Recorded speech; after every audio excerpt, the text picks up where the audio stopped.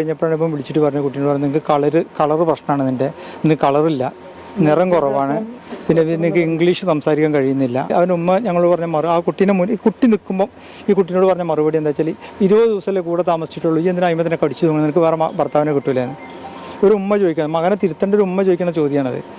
ഈ ടോർച്ചറിങ് പിന്നെ ഇപ്പം വിളിക്കാതിരിക്കുക കുറേ ദിവസം. അപ്പോൾ ഇപ്പം വിളിക്കാതെ കഴിഞ്ഞാൽ ഭയങ്കര സങ്കടം. അവളെ പിന്നെ വാട്സപ്പ് എടുത്ത് നോക്കിയാൽ അറിയാം, ഒന്ന് തന്നെ വിളിക്കും ഒരു 150 പ്രാവശ്യം മെസ്സേജ് ഇങ്ങനെ കണ്ടിന്യൂ ആയിട്ട് അയച്ച് കാണിച്ചു എനിക്ക്. എന്താ വെച്ചാൽ ഓൾ അത്ര ഇഷ്ടപ്പെട്ടു. അപ്പോൾ എന്താ വെച്ചാൽ ഇവള് ഇഷ്ടപ്പെട്ടതുകൊണ്ട് ഇവനൊരു ഇതും ഡൈവോഴ്സ് ആവുമോ എന്നുള്ളൊരു ഇവൻ വേണ്ടെന്ന് പറയുകയാണ് നമ്മൾ മുന്നോട്ട് പോലും. അപ്പോൾ ഇത് നമ്മൾ അറിഞ്ഞാൽ ഡൈവോഴ്സ് ആവുമോ, ഡൈവോഴ്സ് ആണെന്ന് വെച്ചാൽ അങ്ങനെ നോക്കുമെന്നുള്ളതുകൊണ്ട് നമ്മളോട് പറയാതെ മറച്ചു വെച്ചാണ്. ഈ ലാസ്റ്റത്തെ ഒരു 2 മാസമാണ് നമ്മൾ അറിയുന്നത്. അത് ഫോൺ നമ്മൾ പോലീസിനെ ഏൽപ്പിച്ചിട്ടുണ്ട്. ഓള് ആർട്ട് എഴുതുക അങ്ങനത്തെ ഒക്കെ ഇതില്ല, അതിലൊക്കെ കുറച്ച് സൂചനകളൊക്കെ ഉണ്ട്. കൊണ്ടോട്ടി സ്വദേശിയായ ഷഹാന മുംതാസ് 19 വയസ്സുള്ള നവവധുവായ ഒരു ചെറുപ്പക്കാരി രാവിലെ 10 മണിയോടെ സ്വന്തം വീട്ടിൽ തൂങ്ങി മരിച്ച നിലയിൽ കണ്ടെത്തുകയായിരുന്നു.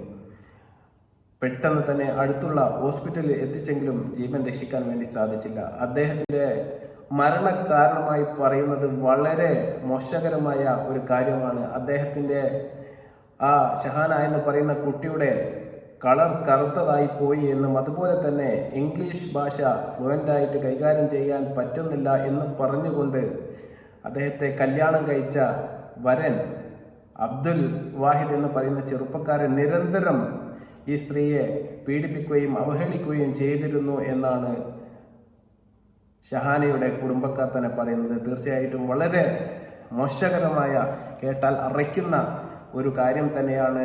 എല്ലാ ഉമ്മമാരും ഇതൊരു പാഠമായിട്ട് എടുക്കണം.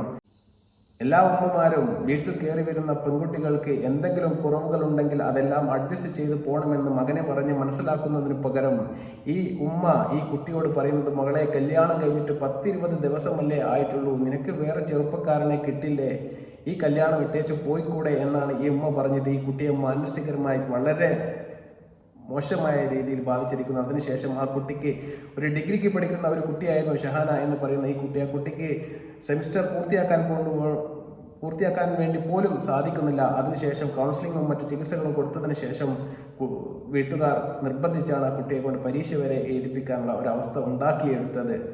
എന്തുകൊണ്ട് നമ്മുടെ കുട്ടികൾക്ക് ഇത്തരം ഒരു അവസ്ഥ സംഭവിക്കുന്നു? ഈ ഒറ്റപ്പെടുത്തലിനും വിവേചനത്തിനും വർണ്ണകുരയ്ക്കും എല്ലാം ഹൃദയം തകർക്കുവാനോ അല്ലെങ്കിൽ അത് ഇല്ലാതാക്കുവാനോ വേണ്ടി മാത്രമേ സാധിക്കുകയുള്ളൂ എന്ന് നമ്മൾ ഒരിക്കൽ കൂടി ഓർമ്മിപ്പിക്കുകയാണ്. നമ്മുടെ കുട്ടികളെ കല്യാണം ചെയ്ത് അയക്കുന്ന വീടുകളിൽ തീർച്ചയായിട്ടും നമ്മൾ നല്ലൊരു അന്വേഷണം നടത്തേണ്ടതായിട്ടുണ്ട്. എന്നാൽ എനിക്ക് വേണ്ട എന്നുള്ള അങ്ങനെയുള്ള ചെറുപ്പക്കാരികൾക്ക് മാത്രമേ ഇത്തരത്തിൽ ഉള്ള ചെറുപ്പക്കാരുടെ ഇടയിൽ പിടിച്ചു നിൽക്കാൻ വേണ്ടി പറ്റുകയുള്ളൂ. നമ്മളെ കൊണ്ട് പറ്റാത്ത ഒരു ബന്ധമാണെങ്കിൽ തീർച്ചയായിട്ടും നമ്മൾ ആദ്യം തന്നെ ആ ബന്ധത്തിൽ നിന്ന് പിന്മാറുന്നതാണ് നല്ലത്. അല്ലെങ്കിൽ ഇത്തരം ഒരു അവസ്ഥ ഇന്നത്തെ കാലത്ത് ഈ വർണ്ണവരയ്ക്കൊക്കെ ഇരയായിട്ട് ഒരു കുട്ടി ആത്മഹത്യ ചെയ്യേണ്ടി വരിക എന്ന് പറയുന്നത് വളരെ വളരെ വിരളമാണ്. അതും മലപ്പുറത്തിൻ്റെ മണ്ണിൽ ഇത്തരമൊരു അവസ്ഥ ലജ്ജാകരമാണ്.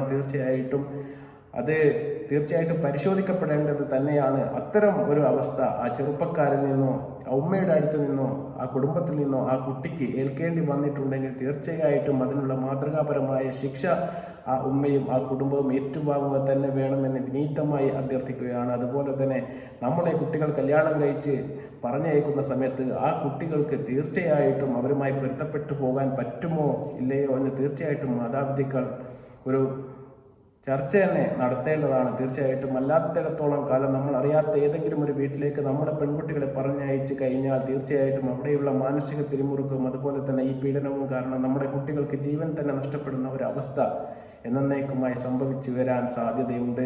അതുകൊണ്ട് ഈ ഷഹാന മുംതാസിന് സംഭവിച്ചതുപോലെ ഒരു അപകടം തീർച്ചയായിട്ടും മറ്റൊരു കുട്ടിക്കും ജീവിതത്തിൽ സംഭവിക്കാതിരിക്കട്ടെ എന്ന് മാത്രം ഓർമ്മിപ്പിച്ചുകൊണ്ട് നല്ലൊരു വീഡിയോയുമായി വീണ്ടും വരുന്നതുവരെ നന്ദി, നമസ്കാരം.